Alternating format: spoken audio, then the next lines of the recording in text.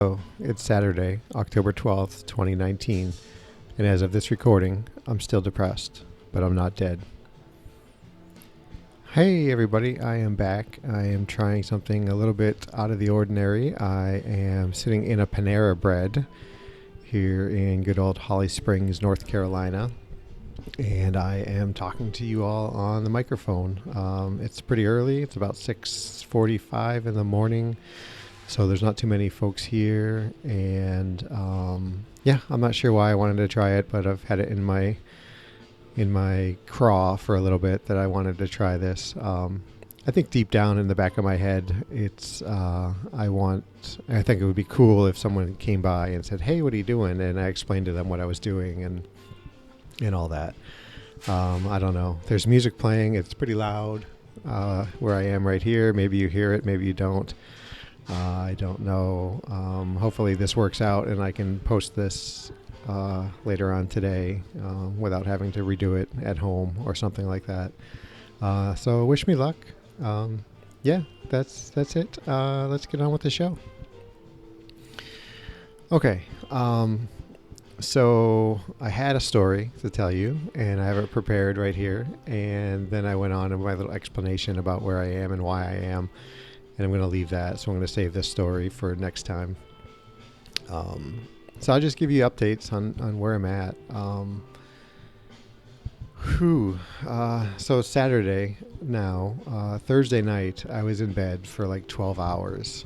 And, Nora had gone out to some wine event with neighbors and was having a good time. She left around 7. Which really left me with nothing pressing to do, right? I mean, dishes were clean, house was clean. I didn't have anything really going on. So, by like 20 after 7, 7:30 or so, I was tucked in bed, teeth brushed and all that. I just can't wait to get to bed. I know I've talked about this. And it's, before it was like my days were overtly so terrible and miserable that all I wanted to do was end the day and get into bed and forget about it. And now it's like, it's the same kind of feeling, same kind of pressure, but I don't know. My days aren't quite as miserable, at least not overtly that I'm aware of. I don't know. But it's true. Like, I just can't wait. At the first sign that, hey, it's okay to go to bed, I'm there. I'm ready to go. I can't. I still don't have a hobby. I still don't have things that fill my time when I'm free, without pressing things to do. So, as soon as that time comes, I'm like, hey, yeah, let's go to bed. Let's hook up hardcore history, and let Dan Carlin talk to me about something, Apache Indians or World War I or World War II or something. And that's what I do. And, I was, by 7:30, I was in bed, and realistically, I think I was probably awake for 20 minutes, half hour. But I went to sleep and I stayed in bed till like 7:30 the next morning.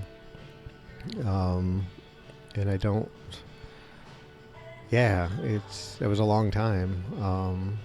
And I had to kind of work at it to stay in bed, but I had nothing that was going to get me out of bed. I had no reason to get up.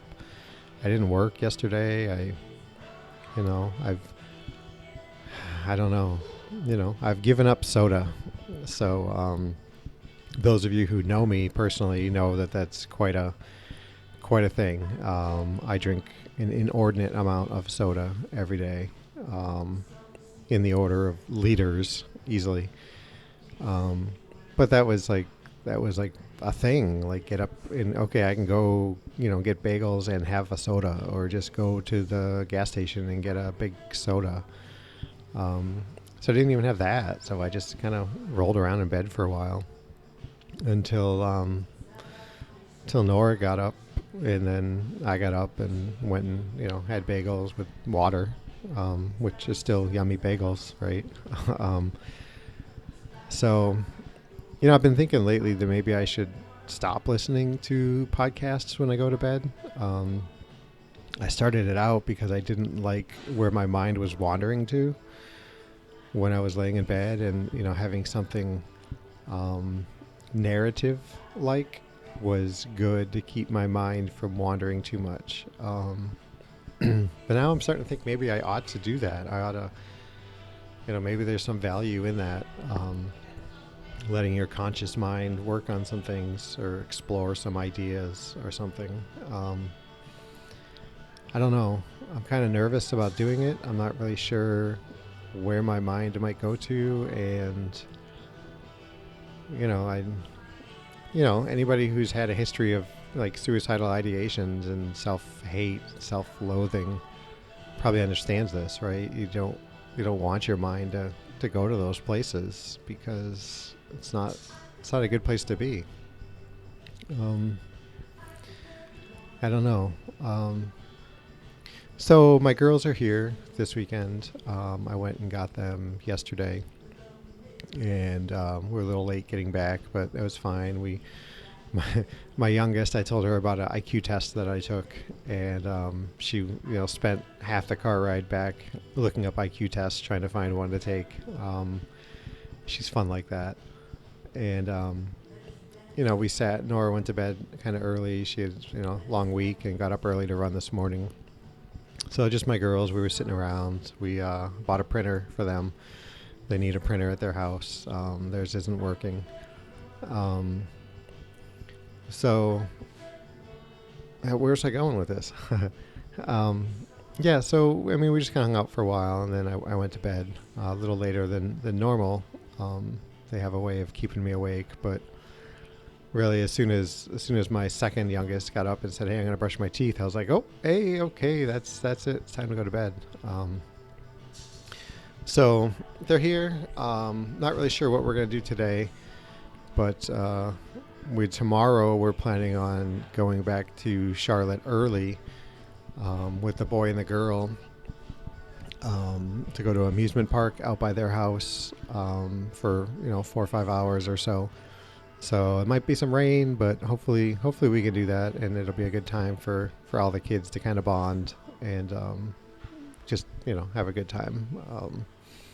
But so I went to bed last night, and I don't know the word I want to use, but melancholy is the word that comes to my rational mind about my dad.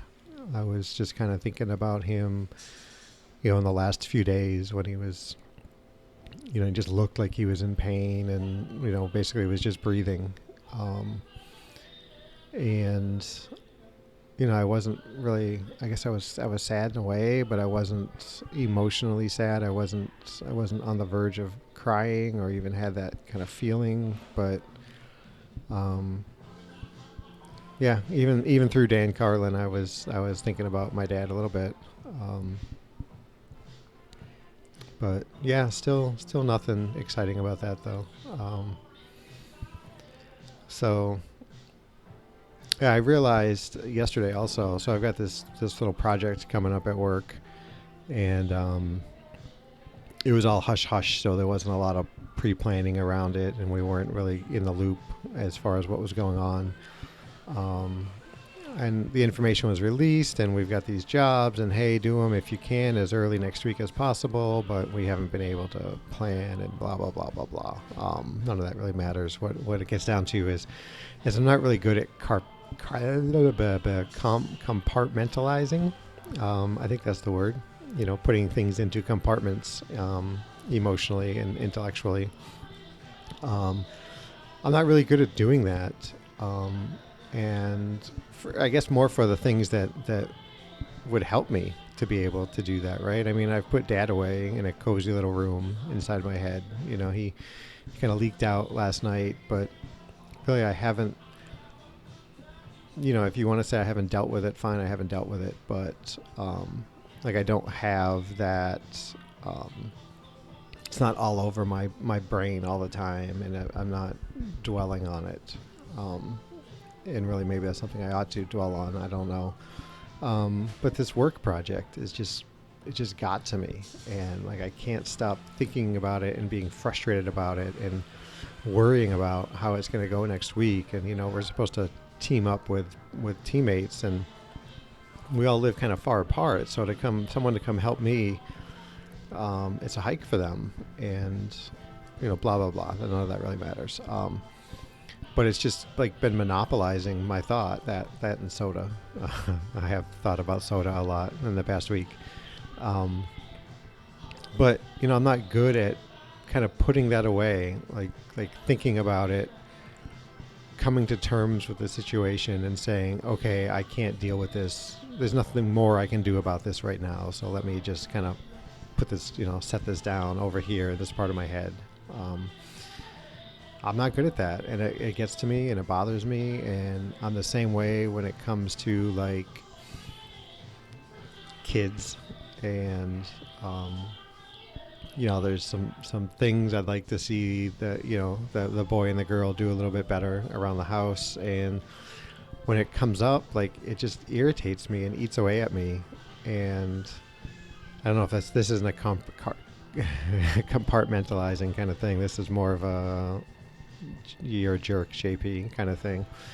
But I'm not good at like saying, okay, they're at school, so I'm going to wait till they get home from school. So let me just set this aside and get on with my day. And I'm not good with that. So yeah, this work thing has just been at me. And I've gotten better over the years. I think when I was younger, I had a hard time like not acting on those problems as well. I think part of compartmentalizing is, well, I say that word a lot, is knowing that you can't deal with something right now, and it's probably not the best time to deal with it right now. So just set it aside and come back to it. Yeah, I don't know. So I mentioned that I've been having some knee issues, and I finally got a cortisone shot in my knee the other day, Tuesday. Yeah, Tuesday. And of course, then it's supposed to help, right? It's as I understand it, it's a steroid shot, so it's the steroid helps theoretically speed the healing process. And to be honest, it was starting to feel a little bit better. And, probably if I'd been forthright with my doctor, she would have said, oh, no, you're healing fine. You don't need the shot. But, I've got these races coming up, and I'm, really worried about it, getting them done. And in fact, I think I'm more bummed out about my knee being in the situation it is than I was for my dad dying. How's that for questionable how good a person you are? Yeah. So I hope it helps. I hope the shot takes care of things. It worked pretty well for my right knee. And we'll see. I'm like 2 weeks from today. I've got a 10-mile race, and I'm not even close to ready for it. I thought I would go run this morning, but I got cold feet at the end, saying, well, maybe, what's the balance between kind of getting in miles versus having a healthier knee. So we'll see how it goes. I don't know. What else is going on? I don't know. My friend Claire, with her podcast, Exercising Depression, just had her 1,000th download, which is awesome. You guys go check it out if you want to hear another great podcast. Another great, how's that for humble brag?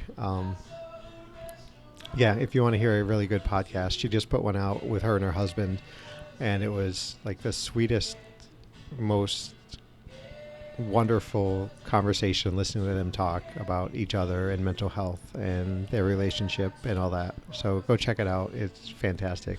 Exercising Depression. You can find her anywhere you can find podcasts. It's fantastic. So I think that's probably it. I'm probably going to wrap it up. I've got 3 bagels to eat here, and I've got to edit this and get home to the kids. And yeah. So hopefully this worked out. Hopefully everybody's doing well. If you can do me a favor and give the podcast a rating over at iTunes, that would be fantastic. Help other people find the show when they're looking for things such as mental health podcasts or depression, even suicide. Um, yeah, if you can do that, give a rating, give a 5-star review if you think I've earned it. Share the show with someone. Reach out to me. Let me know what you think of the show, how you're doing, anything. Jamolke at gmail.com, facebook.com/Jamolke, at Jamolke on Twitter, www.jamolke.info. That's JAMOALKI. Or you can text me in the United States at 248-648-1419. Reach out, let me know how you're doing. I would love to hear from you. Everybody be safe and be well. Thanks.